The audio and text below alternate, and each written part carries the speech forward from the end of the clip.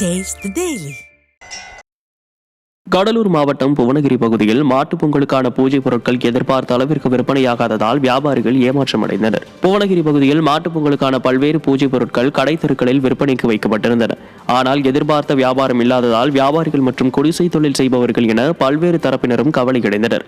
திறனற்ற திமுக அரசு இந்த ஆண்டு பொங்கல் பரிசு தொகுப்பில் ரொக்க பணம் வழங்காமல் ஏமாற்றியதால் மக்களிடம் பணம் புழக்கம் இல்லாமல் பொருட்களை வாங்க ஆர்வம் காட்டாததால் நஷ்டமடையும் நிலை ஏற்பட்டதாக வியாபாரிகள் வேதனை தெரிவித்தனர். போன வருஷம் 40 ரூபாய்க்கு 30 ரூபாய்க்கு விட்டேன் சார். இந்த வருஷம் 70 ரூபா 100 ரூபாய்க்கு மாதம் இல்லை சார். அதனால மக்கள் ஊசிகளை வாங்கறதுக்கு ரொம்ப கஷ்டமா இருக்குது. அதனால என்ன செய்யணும் ஒன்றும் தெரியல சார்.